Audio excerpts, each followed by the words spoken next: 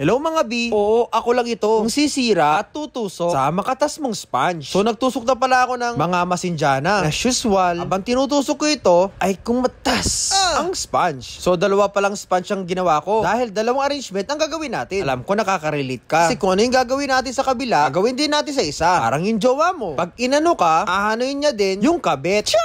Ano ba yan? Napunta na naman sa ibang usapan. So naglagay pala ako ng Casablanca at syempre mga roses. Chrysanthemum. Alam, sabi ni customer, gusto niya ay kulay white ang ating arrangement. So sabi ko naman, huwag kang magmalinis. I mean, lagyan namin ng kulay green para mag-complement. So naglagay ako ng buttons sa greens. At dahil gusto nang may lawit, naglagay rin ako ng eucalyptus bunny. Syempre, hindi mawawala pang malakas ang kape mix. Dito yung kape na sobrang tapang na kaya kipaglaban ha. So lagay lang natin sa mga spaces. Gaya ng jowa mo na humihingi ng space. Yun pala, gateway niya lang yun para makipag-break. Hay nako, pag Makati talaga, Makati. Gusto, dala-dalawa yung gusto. So anyways guys, tapos na pala ang ating stand. Kasi sabi ni customer, ipanreregalo niya daw ito. Pero sa tingin ko, mukhang yung isa original. Tapos yung isa, sa kabel.